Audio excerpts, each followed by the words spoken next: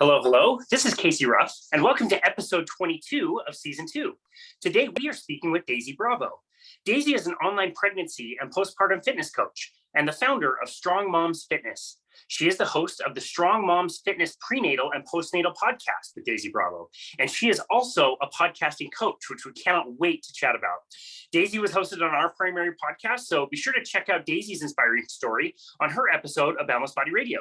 Daisy Bravo, welcome to the How to Make a Podcast podcast. Thank you. So glad to be here. Great to chat with you today. Absolutely. It was so fun to chat with you a few weeks ago, and you'll be hosted on our other podcast. And during that conversation, it came out that you actually coach other podcasters. For sure. Yeah, absolutely. That's amazing. Oh, yeah, perfect fit. Perfect. Yeah, it just happened by accident. Totally. Totally. Before we deep dive into that, I would love to know how you got involved in the type of coaching that you do for your main job, actually coaching moms, pre-pregnancy, post-pregnancy, how that kind of came about in your life. Yeah, for sure. So I started out shortly after high school getting my personal training certificate, and I went about it the usual way. Worked in local gyms, worked for some big chains, and did the whole thing where you're working early in the morning, slaving with a couple clients, then you go pass out in a corner somewhere for a couple hours, maybe you have a lunch client, and then you do a couple people in the evening. Most people don't realize that personal trainers have to do that split schedule when they're getting started, and it is awful. Yeah, and then you just rinse and repeat like every single day. And, that really just didn't fit the life I want. That didn't, and for the most part, the gym gets most of the money. So, eventually as I, kind of grew up and decided that I really needed to make a career for myself and wanted to make a living out of this, I knew the only way to do that was to go out on my own. And I just loved working with pregnant and postpartum women. It was just really fulfilling for me. So I decided to take it online and just live on my terms. That's amazing. Yeah, I'm really impressed that you got that message early on and decided to go out on your own early on. It took a pandemic for my wife and I to get out of the big box gym system that I had worked at for over a decade. It was absolutely awful. So how was it adjusting to working for yourself? Sure. You know what? It's so funny because I find that being a personal trainer, you're somewhat of a creative, for lack of a better word. You really have to, have your own skills to hone some programming for individuals. And that's just part of being a trainer. And I think to me, that's the fun part, designing a program or plan for someone and, really making it also to fit their lifestyle too. But, it was so funny because I don't really have a business background per se. So I just had to learn that stuff as I went. And, the struggle was real. I didn't know how to market myself. I didn't know how to put myself out there. Of course, you see all these, back in the day, you see all these infomercials for, some sort of fitness program. And then, of course, now with the age of, social media and things, now you're seeing all these ads pop up on Instagram as well as Facebook, promoting these programs that are like promising you the world. So, I didn't want to sound infomercially, if that's really a word. So it's like, how do I market myself? Tell people they're going to get amazing results, that I know what I'm doing, but without, sounding like I'm a total scam artist. That was kind of the hard part. I was like, how am I going to get clients? Like, how do I do this? Yeah, really tough. It's hard to be genuine in that space. We definitely can relate to that. There's so many scammy people out there, or so many like 16-year-olds that look really good. And so they put together a program and try to sell it online. And you're right. Like it's cool to approach it on what you were describing, more the creative side versus thinking you have to like compete with everybody. But you do need those skills. Marketing is such a big one that most personal trainers, you get the certification, but if you can't communicate well with somebody and sell yourself and know how to market, you're never going to get a chance to show off your skills training anyway. And I think part of marketing is podcasting. And so was that something that you knew you wanted to do to kind of go side by side with your business? Yeah, it kind of, I was struggling with getting the word out there. I do have a YouTube channel where I would post regular workout videos. I did do some Facebook Lives every day for a year. I did 5-minute workouts on my Instagram page. So it was, totally low production value. Everything was already set up. I hit the camera on my phone and just did these 5-minute workouts.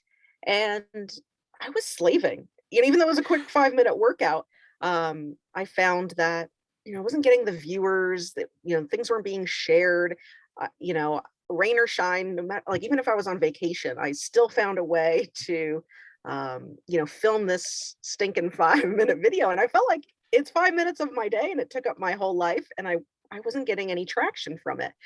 So then I was slowly, I hated the sound of my voice. I really, I'm like, I think I don't find that I'm a great speaker or anything. I was like, how, I, I like this podcast idea. I see something to it, but can I really do it? Can I really excel at it? Is this going to be, what's good for my business? And it just seems like, unfortunately, in the current times we are with marketing, things seem to be changing really, really fast.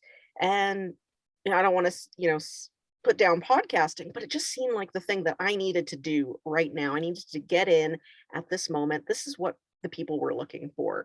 It was a great way for people to know me better, and a great way for me to talk about the topics that my customers were interested in a way that was easy for them to search and find. Podcasting really puts that out there. So I jumped into podcasting. I wasn't comfortable at first. My first few episodes were probably really horrible. But I found over time, it kind of grows on you. You loosen up a little bit, it gets a little bit more fun and interesting. You take away some of that pressure to sound perfect or put the perfect words together. And podcasting was just something it was kind of an accident, but it was a wonderful accident. Wow, so interesting. It's funny you say that about your first episodes, because I thought your episodes, even in the very beginning, sounded great. I thought you did a great job from the very beginning. And I had great coaching. That's awesome. We sometimes describe like how you're going to narrow or widen your focus of the podcast. And with Boundless Body, we decided we wanted a very general kind of a focus. And I don't know whether that was the right decision or the wrong decision, but we do have flexibility to talk to pretty much everybody. I can talk to people in the nutrition space. I can talk to people like you in the pregnancy space, and the difficult to get moms motivated to work out kind of space. But yours is super specific. Was it always going to be very, very specific to your topic? Yeah, absolutely. So the main focus, and I think that's important for most people establishing a podcast, is to figure out, what the end goal is, with your end in mind, and kind of like something like starting to work out. Do you want to bulk? Do you want to shred? Like, what is your goal here? It's important to know what the goal is, because then the path is going to look a little bit different to get there. So I knew that the reason why I specifically wanted to do a podcast was to warm up potential clients. So I didn't really want to talk about something that didn't apply to someone that was going to work with me. I do talk about, I will have, what I call like tangential interviews. So I'll bring on like a breastfeeding expert, not directly related to what I teach or what I do, but chances are someone that is breastfeeding, is also interested in what I do. So, I don't want to have someone on the show that sells the exact same program as I do, or does what I do. So that's kind of how I expand some of the topics, so I don't run out of things to say, is I have individuals on the show, that talk about things that would interest the clients and lead them towards me. Yeah, I absolutely love that. I think you have a great balance between some of your solo shows and some of those interviews that have very specific topics that are related to, what you're doing. I think that's great. Okay, so you mentioned getting started. You did have coaching. What were some of your biggest challenges when you first got started? And what were some of the things that you needed coaching for? For sure. Yeah. So, I didn't really know I didn't understand podcasting. Of course, I've done YouTube videos. So in my mind, I was like, so I just record my voice and then upload it to Apple, like that.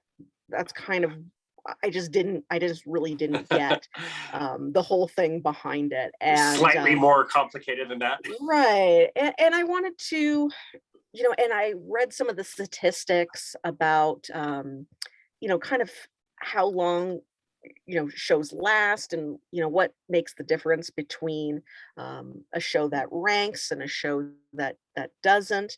So I really wanted to do this the right way. And since this was going to be my main source of marketing, I really wanted to do this correctly and do it the right way. Um, a lot of things in my business, I've just kind of thrown spaghetti at the wall and watched YouTube videos and placed things together and figured things out. And I didn't really want to do it for this. I figured, I've listened to so many podcasts. I'm a podcast junkie. That's typically what I listen to when I'm in the car or doing my housework. And, I really wanted to have a show with substance. I wanted to make sure I was putting it out there correctly. So I did seek out a program to help me get started, to learn, what equipment to buy, how to structure, programming, things like that. How do I properly launch a show so that I can gain some traction right at the beginning? And so I had all these questions, and I really didn't want to waste my time piecing together information from various YouTube videos. So I kind of went all in and invested in podcasting. Yeah. Can you talk a little bit about the specific program that you signed up for? Sure. Yeah, I can give the program a plug here. Yeah, totally. And yeah, I want to get the name 100% correct. Her name is Courtney Elmer, Elmer, and I believe it's effortless. I want to say it's effortless life podcasting, but I'm going to double check this because, of course, I didn't, prepare to answer that. I didn't prepare you with that question. It's a good example. All right, let me see here. So bad, but gotta love Google here.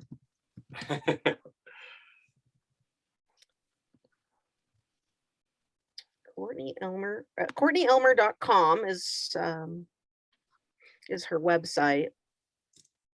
And Nice. so she does, and I think her only course is, she just has one course for podcasting. Cool. So check it out if anyone is interested. But I do also work as a coach for her when I'm not coaching independently. Gotcha. So what was your favorite part about that program? It was, I really liked that it was all encompassing. It was almost like a step-by-step, program that took you right from the basics, all the way through to launching a successful show, to evaluating how your show went. And then also it does go into some promotional things, and, how to get more ears onto your podcast.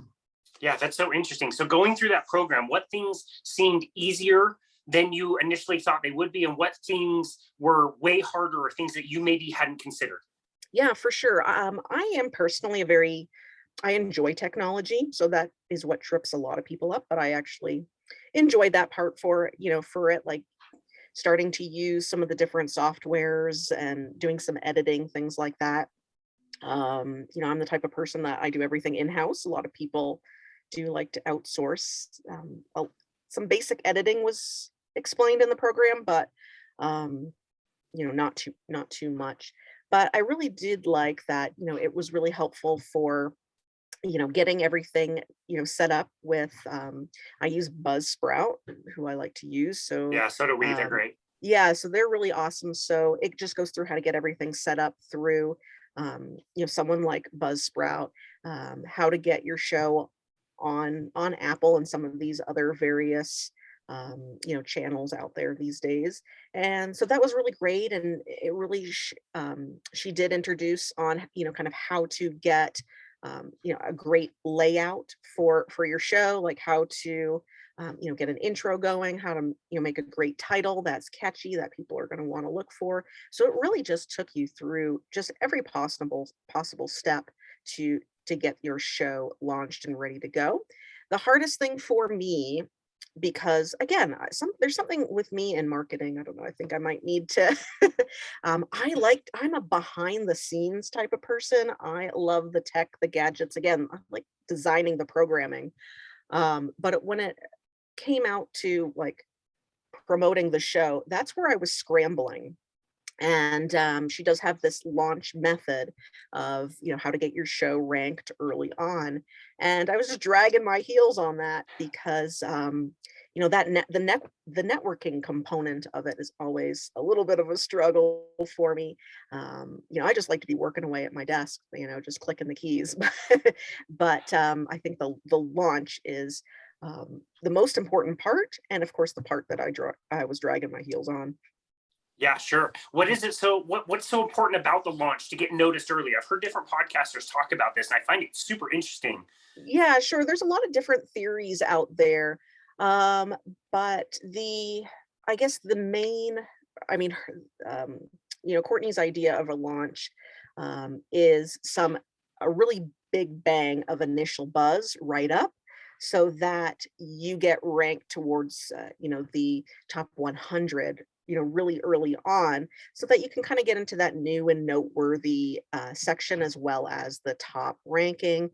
And just kind of come out and say I'm here, and have as many ears on your show as possible, right from the get-go. Just really build up that momentum early on. Interesting. Yeah. When we launched Boundless Body, we knew nothing about any of that stuff. So we didn't do that. We should have. When we did this one, what I did is I did a kind of a teasing kind of intro that I put out there. And it was about 2 weeks before International Podcasting Day, which apparently is a thing. I think it was like September 30th or something. And then I basically did 10 episodes that were just solo shows talking about the process. And I just batch launched them one by one, like hour by hour, basically on that day to try to do the same kind of a thing. It sounds like that's what you're talking about. Pretty much, yeah, absolutely. And we do have some individuals. I worked with one client recently, and she launched, I believe, 10 or 12 episodes, just all at once, to get everything pushed. And then she had basically everyone she knew, everyone in her network, rushed in and downloaded and subscribed and gave her a review. Just boom, all in that one. Yeah, smart. It is really literally a launch is what it is. It's like an explosion. It's a it's a podcast explosion. Yeah, I think that fits our culture though. Like we expect that, an entire season of Schitt's Creek or Formula One is going to pop up on Netflix, and I'm going to have it watched as soon as I can, watch all of them and just let it run. It kind of fits what we expect. It's horrible now. I cannot wait. Like those shows that just come up every once a week. I have no patience for that anymore. I want everything all at once. I can't believe we waited for every Thursday night 7 p.m. for Seinfeld to come on or something. Like what animals we were. So funny. So during this program, I'm so curious about this. During this program, as she's teaching you how to do these things, is she making specific recommendations and saying like, I have vetted out all of these hosting platforms, and I like Buzzsprout the best. I've vetted out all the different editing things, and this one I like the best. Is she giving like, you could go this route or this route options, or is it more like do this, do that? Yeah, so there is a little bit of flexibility. Yes, she'll give her top recommendations or what she personally uses, but then she'll say, this might be like, for example, when it came to purchasing equipment, she kind of broke it down based upon budget and good, better, best. So it wasn't like you buy this, get this, you have to get this, or or maybe I'm an affiliate for this, so you've got to link up to breastfed. There was none of that, which I do see in some programs. She provided her recommendations based upon what she uses, but she does also share other alternatives too. So you're not locked into a set cookie cutter process if that's not what fits your needs. I love that. That was exactly what I couldn't find when I was starting the podcast. And that's exactly why we started this. I wanted to give people like, yes, you have 2 or 3 different options. Here's what I know. Here's what I don't know. But this is exactly what I did. And this is why I recommend this. These are the features and benefits for such and such. And so I love that approach that she was outlining. I do want to take a second and just talk a little bit about Buzzsprout because I love them as well. What are some of the features and benefits you like about Buzzsprout itself that made you go with them versus some other podcast host?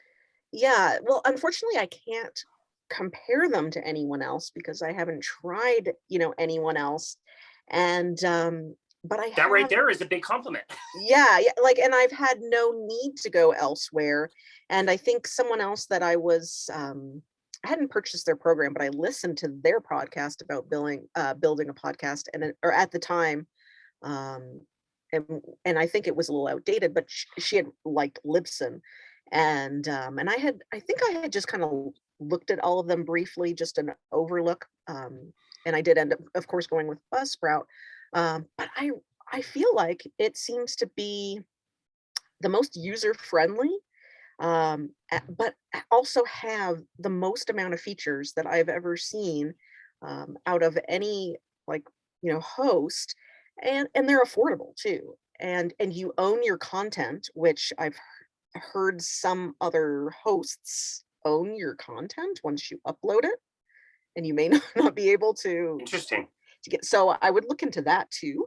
Hmm. But I had learned Buzzsprout does not. So that is one thing to look into if you're considering another host, is like, do you own your content? And then you can have, some of them limit, how many show archives are available on Apple. So like, let's say you're on show 200, it may only let you have 150 shows at one time, um, you know, Oh, wow. pushing out there. So that's another, and then it may just be like a price tier thing also. So I would kind of look into that. But so I used to go crazy with editing.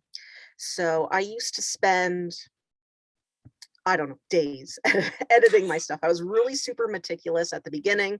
I had to get rid of every any little pause, like I had to cut that up. I wanted the music just right. I had, some backtracks, and I was raising and lowering the levels. Like I got a little fancy with it. But but then, as I figured out my people don't really care about that stuff, and it's not helping. It really doesn't help much of the production. So I kind of have learned to cut down on certain things. And actually Buzzsprout has allowed me to cut down on some of the time it takes to edit. You can do what I believe is called dynamic intros and outros, so that you upload your content, your whatever your edited audio, and it will automatically put your intro and outro before your sandwich it, between your content. So on some of those days where, let's say I'm on the road and I'm just recording my voice on my iPhone, maybe it's a quick podcast, not a fancy interview or something, I can just upload that quick audio stretch. It'll add my intro and outro, Oh, and I've great. just done this all just on the road. So that's really cool. Hmm. Of course, you can, add things like transcripts. You can make audio clips, which I bought a separate software to make these little sound bites. It does it itself. So, it does really great sharing features. I mean, it is really cool. All the different, Yeah. I probably don't even use half of the options, but it's super great. Yeah. It makes everything so easy. And that was such a barrier of entrance for us, is like, if it's going to be complicated, I'm way less likely to do it. You mentioned all the editing skills. It is great to have those skills, but also so many people just say the same thing. Like, yeah, I was editing a ton in the beginning. Now I don't do it very much because nobody cared about it and was wasting so much time. Okay. So Buzzsprout, with our main show, Boundless Body, we do 3-hour-long episodes every single week, and sometimes a bonus on the weekend. So that's a lot of content. Like I pay out of pocket for extra hours every single month, and it's right around like $30 a month for the amount of content that we produce there. And I'm totally fine with that. With this show, we're doing shorter episodes, like twice a month. And so what I was doing with Buzzsprout is paying them separately for both shows. And the minimum you have to pay for Buzzsprout, it gives you like 6 hours a month of content, I want to say, but it was $12 a month. Not expensive, but it was getting a little annoying because I wasn't like using all of the content. We won't on this show. So I started exploring, and I looked up another podcast host called Acast. Acast is free. You can upload as much stuff as you want for free. And their thing is they try to get you matched up with advertising, which I think is how they make their money. But I don't do any advertising. So I started with Acast and producing this show there. It is so user unfriendly, so user unfriendly compared to Buzzsprout. Buzzsprout makes it so easy. So what I did for this show is I keep the Buzzsprout free edition, which really limits the amount you can do every single month, but it works. I'll use that for all the editing, and then I'll just copy and paste everything over into the other one. And that's how I can use the tools that Buzzsprout offers for free, really user friendly, but also keep it for free on Acast. So really complicated, and pretty cheap. It's only like, $140 a year or whatever, but it's worked out. You got to get a little crafty sometimes when it comes to this stuff, because it can add up. And it had started to add up for me quite a bit, in which I started to kind of cut out certain things, or I started to figure out, if I was going to spend money on something, was it going to, give me my time back? Was it going to reduce some stress levels? So I really had to sit down and think about, if it was cost or time effective in order for me to keep it, or stress, lack of stress. That's the last thing you need. I don't have great fast computers, and I don't have the fastest internet connection. I live in the mountains. So some days I have like uploading something, I can just, go run some errands, come back, and it's still uploading.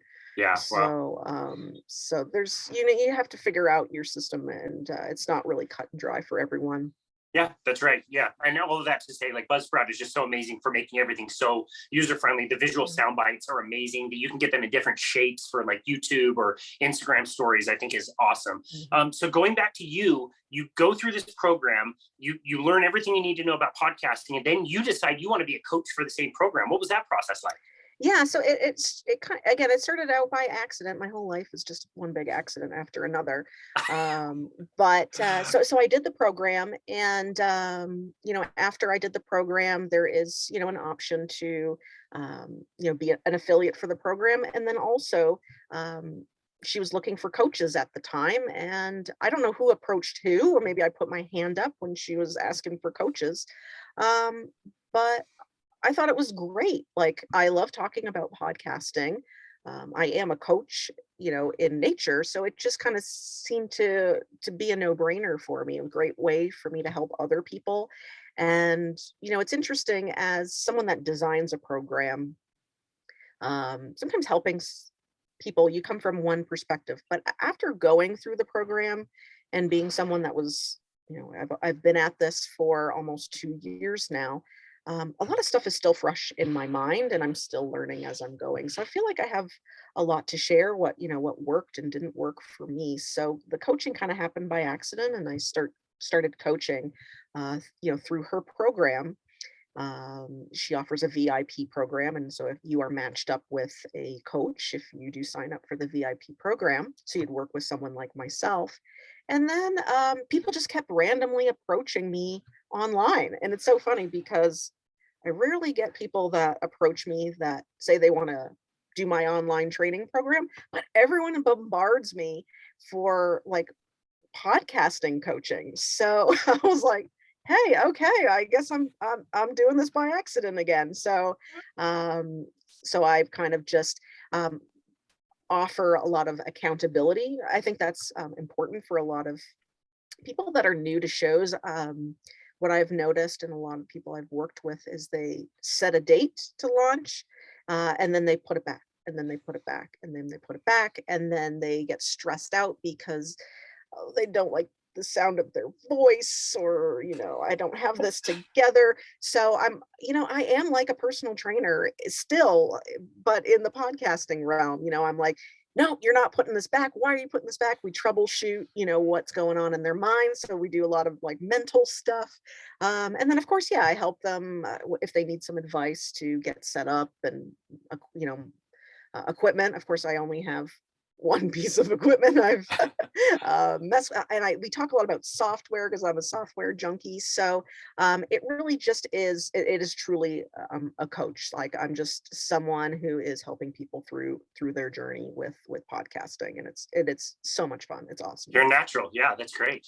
Yeah, that's great. With the personal training background, that makes you a natural, I would say. And if you have a knack for the software and all the tech, like you said, like, what a great thing for you to do.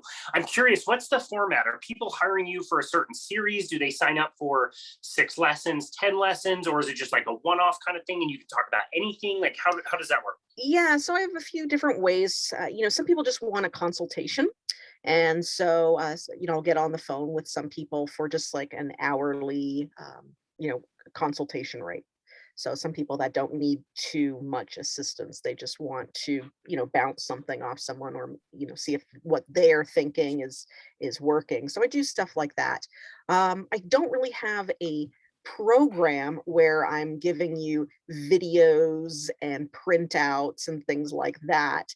I do have some checklists I share with my coaching clients, but it's more like we chat once a week for 6 to 8 weeks, depending on when they want to launch. We'll pick a date on the calendar, and then we'll pick a day of how many times we want to chat, and then we just go over things. I have a checklist of things. So day one we'll talk about choosing a host. And next time I chat with them, we'll talking about equipment or how to record. So it's really more of a freestyle based upon the individual.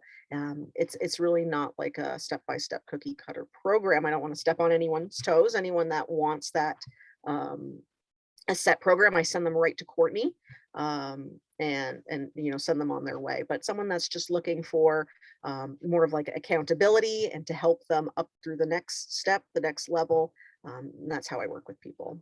Yeah, I love that. I think in the personal training and nutrition world, like there's a time and a space where you need to go and create your own content because you can't find it out there. But there is also so many other people that are making content all the time. And it's less about you making the content, but more about like finding it and curating it for people so that like, yeah, this checklist has already been made. Somebody else did it. I found it. I can share it with you. That can lead to possibilities where that person can communicate with the person who originally made the checklist. And that might be a little bit more efficient in thinking everybody has to go out and create their own content all the time. It's more like you're just hooking people up with the right resources. Is that how you look For at it? sure. Yeah, I'm certainly like a coaching liaison. I kind of give them, I'm like, this is the great, this is the software to use, or this is who to talk to if you need help with, if you hate your voice, I would say talk to this coach. This coach is really great. If you want to, have some voice lessons and work on your speaking skills. So yeah, I'm really there, and a lot of it is a lot of my coaching is taking them through these mental blocks that they have too, which is a big component, of what they struggle with. Is what are the roadblocks getting them in the way of actually putting this content out there, and just offering them some support. I also, kind of tell them different ways that they can market their podcast if they just want to. If there's someone that wants to make money off a show, I kind of show them different ways and methods that I've learned of, how to, monetize their show, and also ways that they can start promoting their shows and build that listening audience. So, but again, it's a coaching, it's accountability. It's not necessarily a program. I send everyone to Courtney for the step-by-step program. Yeah, that's awesome. So we've already talked about how those barriers that we put in front of ourselves is maybe like forms of resistance, right? Anytime we try to create something, there's something inside us that says you've got the imposter syndrome. Somebody's already doing this. They're doing it better than you. You don't have a voice that somebody else doesn't have, and you have to kind of get through those things. And I think that's so important to stay accountable, like you mentioned, to your launch date and to stay true to what you want your content to be. Besides those types of roadblocks, what are some of the most common issues that people have when they're starting a podcast? And let's go maybe more along the like hardware, software side of things. Sure. Yeah, absolutely. Um, Technology is huge, and a lot of people that start a podcast um, don't really have that background and don't even know where to begin. So we do spend a lot of time going through all these different softwares, and the way, I like to do things, of course, the easiest way possible. To teach someone how to use some of these more advanced audio softwares, it is stressful for a lot of people. You know, Learning how to, I mean, there's so many buttons and settings. Even if you use something like GarageBand or Audacity, um, you can really get overwhelmed by a lot of Yeah. stuff in there. So, the individuals I attract are individuals that are afraid of technology and want something simple that they can do themselves. So I really kind of break down for people how they can do this in the easiest, most efficient way possible. So that's huge for me when it comes to software. And of course, I do like to provide some background and information on audio equipment that they can purchase. That's going to be affordable and functional for them. And of course, there's also now seems to be a trend with podcast is a lot of them are going video too. So something that a lot of people are like, great, I love podcasting. I don't have to be on camera. I don't have to, you know, put my look together before I go on. And now it just seems like the natural progression with podcasts is my show personally, I do a Facebook live with it. It goes on YouTube. I do a lot of clips with it. So a lot of people need to learn how to use the video component, which they never thought that they would have to do before either. So there's Sure. so much on the front end that goes on. Yeah, yeah, totally. So if somebody came to you and said they had a certain budget, I'm just going to say they had a certain budget. I'm not going to say how much, but where are you telling these people to prioritize as far as like spend the money here, don't spend the money here? How would you think about those things? Sure. Yeah, I would say first and foremost, and this is what I did also. I did have relatively low budget when I started. And so when I went through a list of the options when it comes to audio equipment, I was really overwhelmed. You do see things that, I mean, you can spend uh, a couple $1,000s on equipment, or you can spend a couple of $100s on equipment, or I do see some people that are still using their AirPods or just the regular headphones that they, plug into their audio jack. So, um, you know, I I think my total microphone and headphones, was under $200, and I was Oh, really great. really happy with that, and I like the sound quality.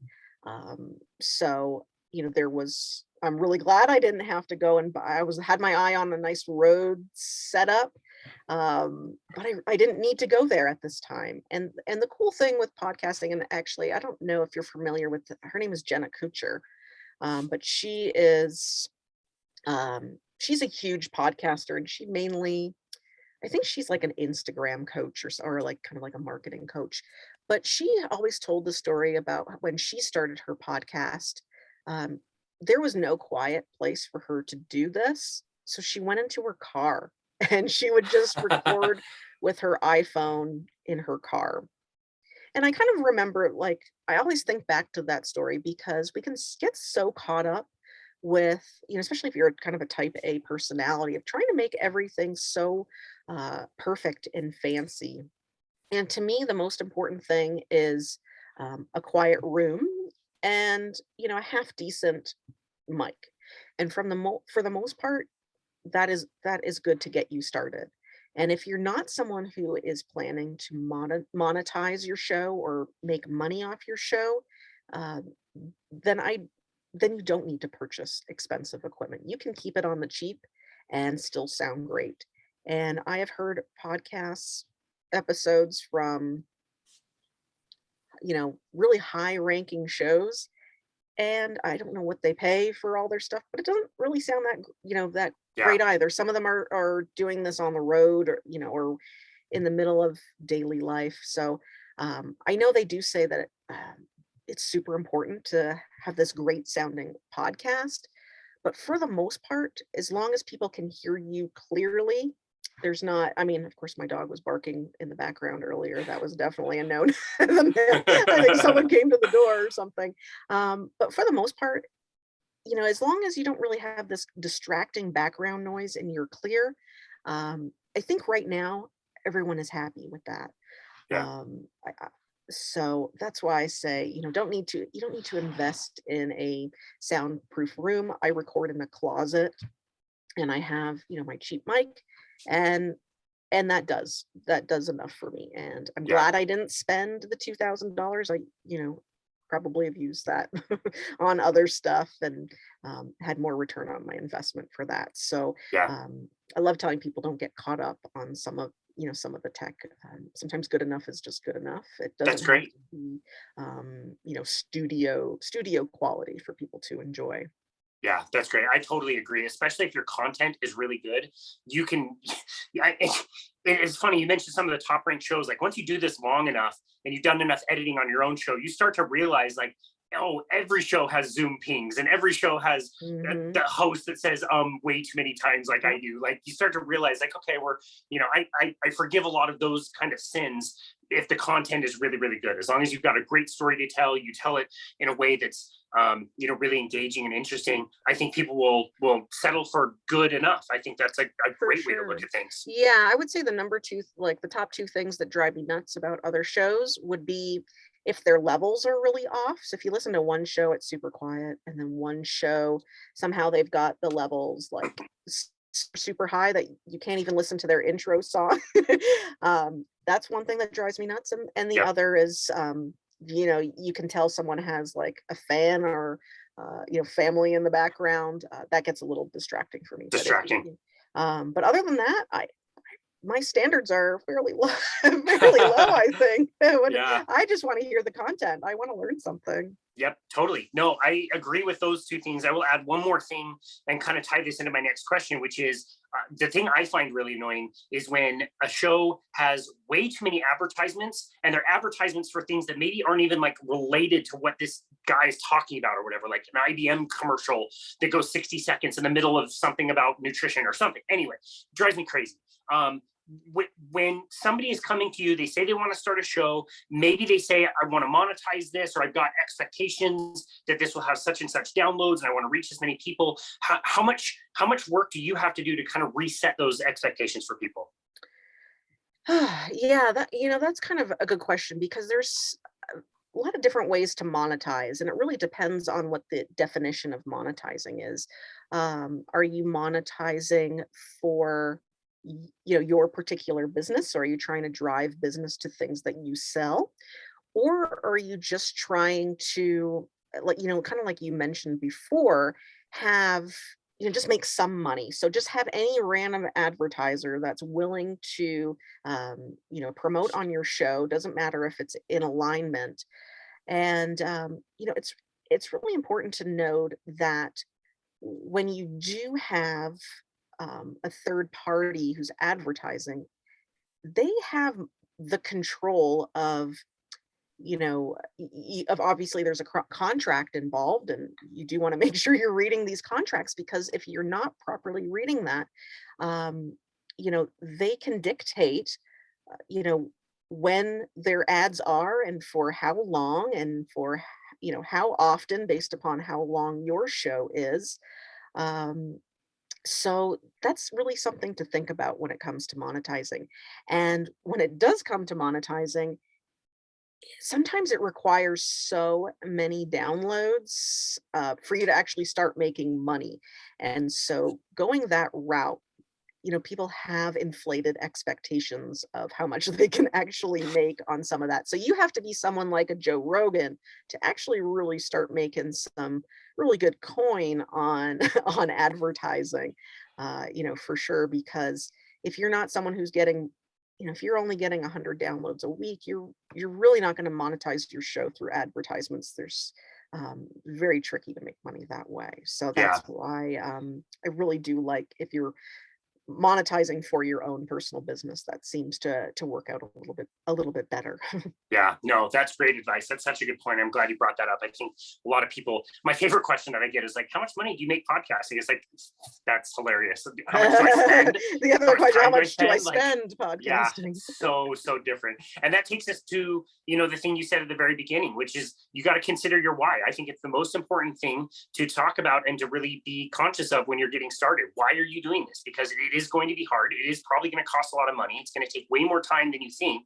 So if you're not strongly aligned with your why, it's probably not going to be something you're going to stick with, which is why so many podcasts out there have less than 10 episodes and they just quit, which is totally fine too. But it's nice to be really crystal clear about that. And this has been an awesome conversation with so many cool lessons and cool insight. If you could, would you let the audience know where they can find your podcast and also where they could go to hire you as a podcasting coach? Yeah, for sure. I'm pretty like low key when it comes to to reaching out to me. I'm just plain old email. So it's daisy@strongmomsfitness.com.